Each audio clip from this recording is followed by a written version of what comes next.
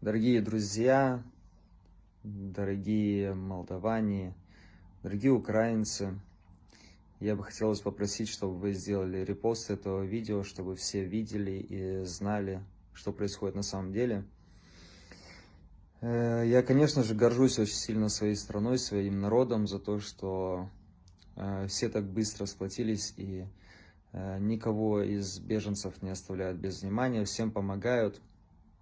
Абсолютно ни один человек не остается без того, чтобы ему как-то помогли с жильем, с едой, либо там с проездом, карточки, интернет, то есть абсолютно все, что в наших силах, все делаем.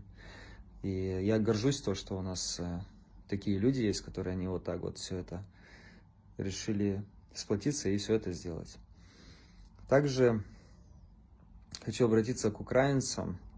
Я бы хотел вам рассказать 4 истории, которые произошло на протяжении этих 5 дней, сколько мы тут помогаем.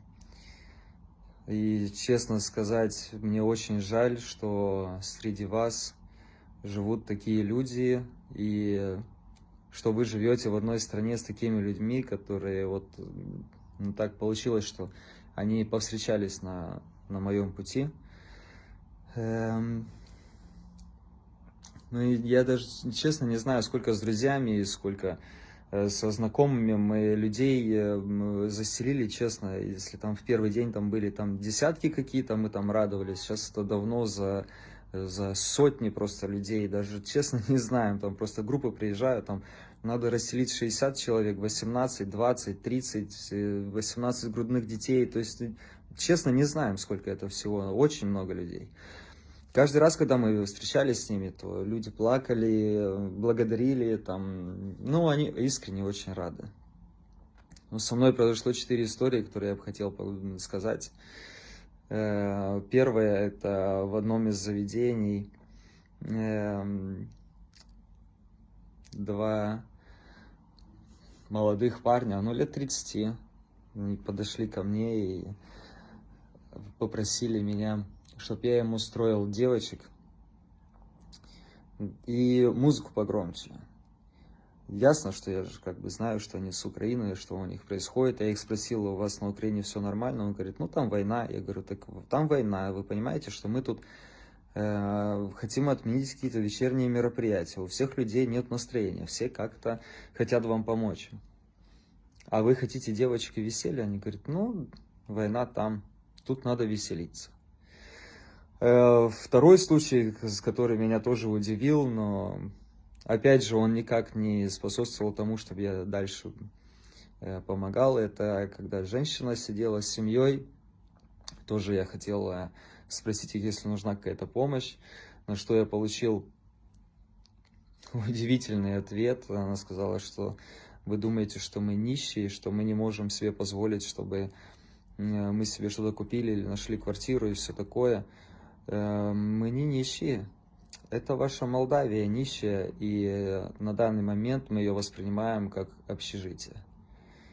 Очень было неприятно слышать такого. Никак не отреагировал, честно, просто я понял, что с этим человеком, ну, дальше мне не о чем разговаривать. Ситуация, которая была после этого, это было буквально вчера.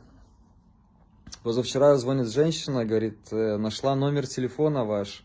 Мы сейчас выезжаем с Одессы, можете, пожалуйста, нам помочь с расселением. Я говорю: окей, проедете таможню, наберете меня. Целый день не звонила. Позвонила в 1:30 ночи, говорит, что вот она проехала таможню. Можете, пожалуйста, куда-то заселить. Я начал звонить как бы всем знакомым, кто знал, что сдают квартиры. Никто не ответил, потому что все спали.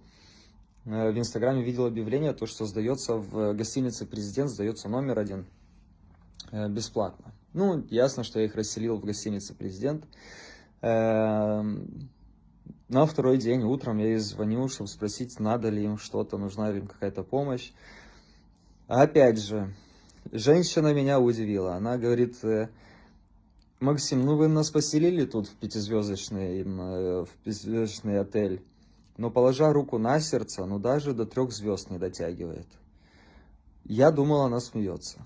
Я ее спросил, что вас не устроило. Я говорю: вас накормили? Она говорит: да, нас покормили уже 2 раза. Нам дали То есть чистая постель, все такое, но мы утром хотели поплавать в бассейне, а он не работает. А в пятизвездочных гостиницах бассейны работают всегда. Но я ей предложил тогда поехать на Молдэкспо. Она говорит, там условия получше. Я говорю, да, там получше, там по 5-6 человек спят на одной кровати по очереди. Я говорю, я думаю, вам там понравится. Не очень уверен, если там открыт бассейн, но я думаю, что я налажу. Но то, что на это она как бы ответила словами, типа, почему вы с меня смеетесь? Я привыкла жить в комфорте, я хочу получить комфорт. Я после этого сказал, извините, вы должны просто посмотреть в глаза людям, которые сюда приезжают, которые тут действительно выбегают там в шортах, в тапках, без документов. И вот я думаю, я им буду помогать больше. Я говорю, я извиняюсь, но ко мне больше не обращайтесь. Ну, история, которую вчера рассказали, это, конечно, история удивительная. Парень готовил квартиру, строил квартиру, сделал евроремонт, чтобы сдать ее на продажу. Дальше увидел, что происходит, снял квартиру с продажи и просто попросил, если кому-то надо, то могут заселиться. Заселились люди, вроде нормальная семья. Вчера он приходит, а у него украли из квартиры плазму, и на всей стене написали «Русский корабль». Ясно, что номеров телефонов нету никого, мы всем помогаем. Большинство даже номеров, имен наших не знаю. То есть мы это делаем от чистого сердца. То есть это нам не надо, чтобы потом нам как-то звонили, благодарили или что-то такое. Либо мы там, когда все закончится, поедем в Одессу, чтобы мы там звонили, пожалуйста, можно мы у вас останемся. Нет, у нас такой народ, мы просто вот так вот воспитаны, что когда горе, надо помогать, и все, нам не надо ничего. Поэтому мы не обмениваемся номерами. Да, есть номера, люди, которые просят номера, потому что они действительно там хотят на следующий день или потом, им нужна какая-то информация, там как-то доехать, куда-то уехать, организовать им транспорт или что-то такое. В основном никто не меняется номерами. И как бы вот так вот. Я бы хотел попросить наших людей, молдаване, пожалуйста, не останавливайтесь, вы делаете доброе дело. Люди просто в шоке от того, как мы принимаем. Они думали, что у нас тут какой-то аул, и до сих пор у нас там люди на лошадях гуляют по городу, по центру. И мы вообще не знаем, что такое, не знаю, там троллейбус либо банк. Я даже объяснял им, я говорю, извините, но мы не сразу рождаемся со шпателем и со смесью в руках, так как вы думаете, у нас развитая страна. Да, может, она бедная, она не настолько развита финансово, как другие страны, но у нас все есть, как в любой цивилизованной стране. Я говорю, не надо нас приравнять с каким-то людям третьего мира, потому что такого нету. И опять же хочу сказать, да, ребят, не прекращайте. Даже если у вас такие ситуации происходят в жизни, когда вот на вашем пути встречаются такие люди неблагодарные, пожалуйста, помогайте другим. Помогайте, никогда помощь не была какой-то там каким-то плохим действием, а наоборот только все хорошее. А украинцам я хочу сказать честно, я сожалею, что среди вас живут такие люди, которые, ну, вам они никак не нужны в вашей стране. Эти люди должны действительно жить в другой стране. Это и не защитники, и не люди с какими-то моральными ценностями. Это просто люди бессовестные. Вам с ними жить не надо. Бессовестные люди должны жить, не знаю, там, где-то там подальше от вас, но не с вами. И прошу вас, людей, украинцев, которые приехали к нам, пожалуйста, не устраивайте у нас бардака. Мы вас приняли как близких, вы чувствуете себя как дома, но не забывайте, что вы в гостях. Не надо мусорить, не надо там сидеть и вести себя как-то некрасиво. Мы все-таки люди культурные и воспитанные.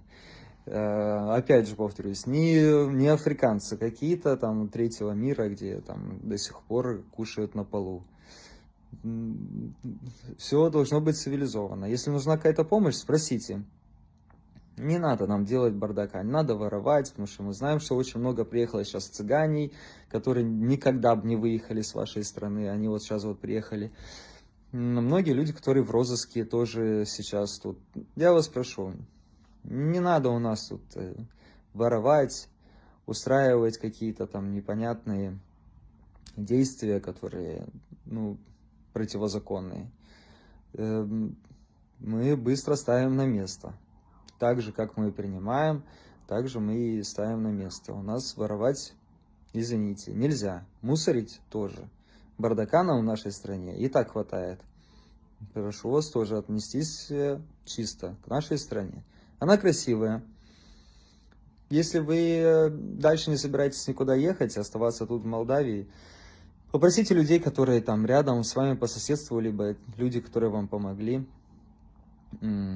Пусть они вам покажут нашу страну, она очень красивая. Вы будете удивлены, какие у нас есть красивые места. А так, всех люблю, обнимаю, и с первым днем весны. Надеюсь, что весна у нас будет теплая, красивая, и у вас будет солнце, светлое, яркое над головой. Люблю вас, целую.